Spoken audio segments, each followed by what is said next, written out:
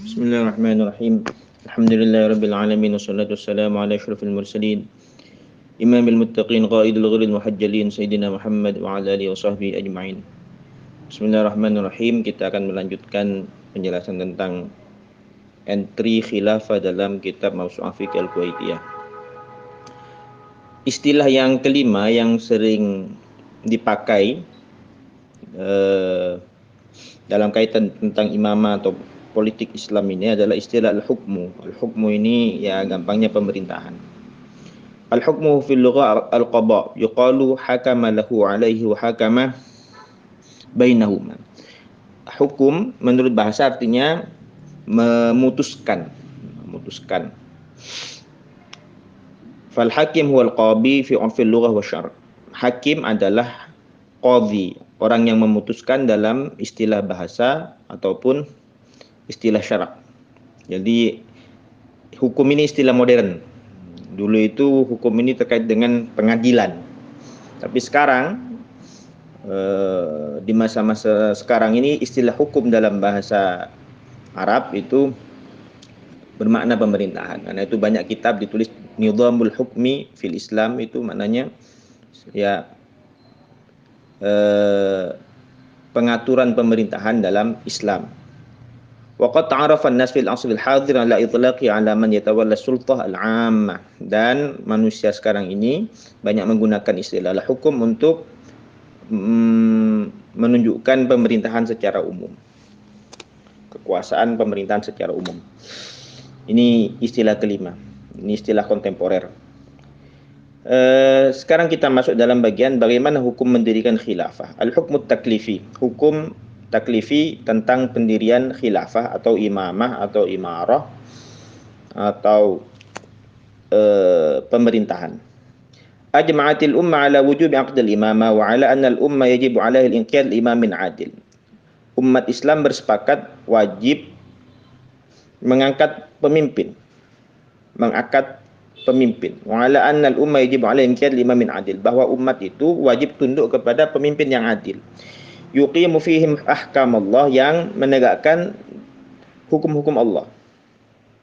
Sampai dalam doa yang dibaca di musola itu ada doa yang terkenal, ya arhamar rahimin ya arhamar rahimin. Itu ada doa nas'al bijahil judud wali yuqimul hudud fina wa yakfil hasud wa yadfa'udz zalimin. Kami memohon kepada Allah dengan barakah para kakek-kakek kami, wali yuqimul hudud, yaitu pemimpin yang menegakkan aturan, fina wa yakfil hasud, dan mencukupi kami dari kejahatan orang-orang yang dengki, wa yadfa'udz zalimin, dan menolak kezaliman orang-orang yang zalim. Wa yasusum bi ahkami syari'ah allati ata biha Rasulullah, dan memimpin mereka dengan hukum-hukum syariah dan yang datang dibawa oleh Rasulullah. Walam yakhruj an hadzal ijma' man yu'taddu bi khilafih. Dan ijma' ini disepakati ulama tidak keluar dari ijma' ini kecuali orang-orang yang mu'tabar pendapatnya. Memang ada sebagian dari Khawarij, tapi tidak mu'tabar, tidak dianggap pendapatnya di kalangan Ahlus Sunnah. Apa dalil yang dipakai? Yang dipakai adalah kesepakatan para sahabat dan tabi'in untuk mengangkat pemimpin. Terutama yang sering diceritakan adalah peristiwa Saqifah Bani Sa'idah. Peristiwa Saqifah Bani Sa'idah ini penting untuk dipahami. Saqifah Bani Sa'idah ini ada satu aula di masa Rasulullah.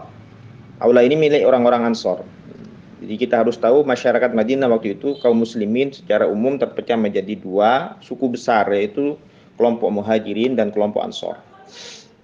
Kemudian orang-orang Ansor ini setelah Rasulullah wafat dan beliau belum dikuburkan, orang-orang Ansor ini berkumpul di Saqifah Bani Sa'idah untuk mengangkat pemimpin pengganti Rasulullah tanpa mengikut sertakan orang-orang Muhajirin.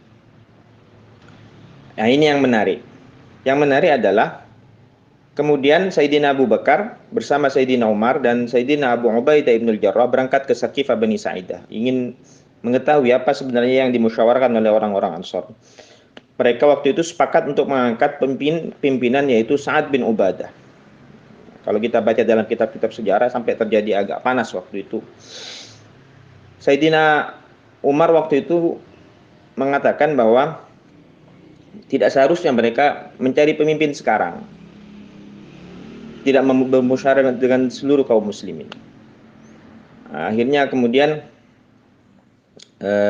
agak panas sampai muncul istilah minna amir wa minkum amir. Kenapa kok istilah sebenarnya tidak penting, mau disebut khalifah, mau disebut amir atau presiden atau raja, itu sebenarnya istilah-istilah saja. Waktu itu dikatakan minna amir, sebagian orang Ansor mengatakan minna amir, biar kami punya pimpinan, wa minkum amir, kalian punya pimpinan, kita pimpinan masing-masing saja. Jadi waktu itu orang-orang Ansor tidak memahami bahwa pimpinan harus satu, enggak. Tidak demikian pemahamannya orang-orang Ansor itu. Tapi kemudian pendapat orang Ansor ini dibantah oleh Sayyidina Abu Bakar, dan hadis yang beliau pakai untuk membantah itu ternyata bukan hadis idza bu'i ali khalifah faqtul akhira minhuma, bukan itu. Tapi yang dipakai adalah al-a'immatu min Quraisy. Pemimpin itu dari Quraisy. Ini hadis yang dijadikan dalil jumhur bahwa khalifah harus bangsa Quraisy. Jadi Sayyidina Abu Bakar tidak membawakan hadis tentang tidak bolehnya dua khalifah, tapi beliau malah membawakan al-imam min Quraisy. Pimpinan itu harus dari orang Quraisy. Kenapa? Karena orang Quraisy itu dikenal oleh orang-orang Arab. Sementara orang Ansor bukan orang-orang yang dikenal oleh bangsa Arab sebagai pemimpin. Kalau bangsa Quraisy sejak dulu adalah bangsa yang dikenal sebagai pemimpin. Ya, jadi inilah kemudian disebutkan dalam kitab ini, dalam kitab Mushaf Fiqh Kuwaitiyah, wa bay'u Abu Bakr radhiyallahu anhu wa wafaqa baqiyatus sahabah alladziina lam yakunu hadirin fi Saqifah. Akhirnya orang-orang di Saqifah Bani Sa'idah itu membaiat Abu Bakar menjadi khalifah atau menjadi amir atau terserah, atau menjadi imam, dan kesepakatan di Saqifah ini diikuti oleh kesepakatan sahabat-sahabat yang tidak hadir di Saqifah. Walaupun ada beberapa riwayat, ada beberapa sahabat yang baiatnya agak tertunda. Misalnya Sayyidina Ali bin Abi Thalib.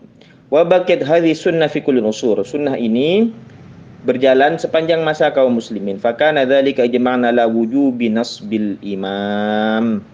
Maka ini merupakan ijma', kesepakatan kaum muslimin bahwa kita wajib nasbil imam, mengangkat pemimpin.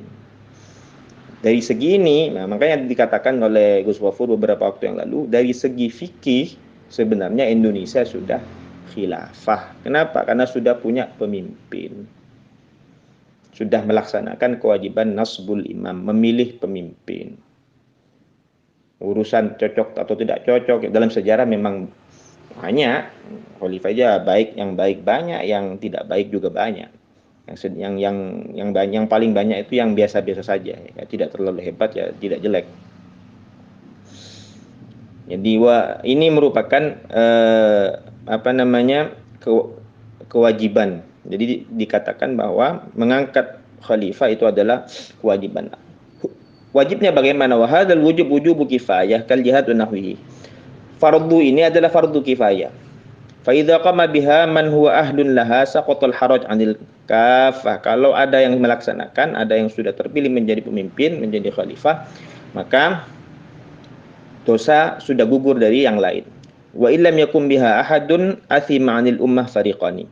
Kalau tidak ada yang diangkat menjadi pemimpin, tidak ada pemimpin umat, maka yang dosa ada dua kelompok. Satu, ahlul ikhtiyar wa hum ahlul halli wal aqdi minal ulama wujuhin nas hatta ikhtaru imaman lil ummah. Yang berdosa bukan seluruh masyarakat, tidak seperti disampaikan oleh beberapa. Kan sekarang ada orang yang mengajak ayo semua umat untuk mendirikan khalifah. Enggak. Yang berdosa adalah orang-orang yang ahli memilih pemimpin, yaitu ahlul halli wal aqdi minal ulama wujuhin nas. Pemuka-pemuka masyarakat, ulama, tokoh-tokoh masyarakat. Mereka ini yang bertanggung jawab untuk memilih pemimpin kalau tidak ada pemimpin. Nomor dua, ahlul imamah wa hum man tatawaffarahum syurutul imamah ila yansib ahaduhum imamah. Orang-orang yang pantas memimpin. Jadi kalau semuanya mundur, tidak ada yang mau jadi pemimpin, bisa dosa semua. yang orang-orang yang pantas ini. Karena itu orang-orang yang pantas itu harus ada yang maju. Karena itu ini fardunya fardu kifayah. Kalau tidak dilaksanakan, maka yang berdosa bukan kaum muslimin seluruhnya, tapi orang-orang pemuka-pemuka masyarakatnya. Karena itu kepada teman-teman, ada beberapa teman-teman yang minta teman-teman Hizbut Tahrir yang ngotot untuk mengajak masyarakat mendirikan khilafah ini untuk mengajak dulu ulama-ulamanya. Ajaklah orang-orang Al-Azhar, ajaklah ulama-ulama Hadramaut, ajaklah ulama-ulama Saudi, ulama-ulama Syam. Mereka di Indonesia ajaklah NU, ajaklah Muhammadiyah, ajakkan masyarakatnya, karena yang bertanggung jawab itu sebenarnya ahlul halli wal aqdi, ulama dan tokoh-tokoh masyarakat. Ini yang seandainya, tapi ternyata kan hampir semuanya menolak pemikiran An-Nabhani untuk dijadikan patokan. Jadi dari sini kita bisa mengambil kesimpulan bahwa yang wajib itu adalah nasbul imam, memilih pemimpin, dan itu seperti yang disepakati oleh Gus Wafur dalam ceramah beliau beberapa waktu lalu sudah dilaksanakan di Indonesia. Dari segi fikih sebenarnya Indonesia sudah khilafah dari segi fikih. Cuma sebenarnya yang belum khilafah itu malah dari segi sejarah. Ini panjang kalau diceritakan dari segi sejarah. Dari segi fikih sudah khilafah, tapi dari segi sejarah, aspek kesejarahan, khilafah sudah tidak ada. Tapi dari segi fikih masih ada khilafah. Karena fikih itu memang satu pemikiran yang tidak hanya menanggapi kondisi ideal, tapi juga menanggapi kondisi-kondisi yang tidak ideal. Fikih itu bisa mengajarkan bagaimana Anda hidup di daerah yang non-muslim, misalnya hidup di Amerika, hidup di Australia, itu di fikih ada namanya fiqhul aqalliyat, fikih minoritas. Nah, inilah fikih. Fikih itu tidak bicara soal ideal tok, tapi bagaimana menghadapi hal-hal yang tidak ideal dalam kenyataan yang ada dalam masyarakat. Ini jadi hukum yang diwajibkan adalah nasbul imam, memilih pemimpin. Dan yang kalau ini tidak dilaksanakan, yang berdosa adalah dua, yaitu orang-orang yang berhak untuk memilih, yaitu para ulama dan tokoh masyarakat. Yang kedua adalah orang-orang yang berhak dipilih. Kalau mereka menolak semua, nah dosa mereka ini. Bukan keseluruhan umat. Demikian, wallahu a'lam bishawab.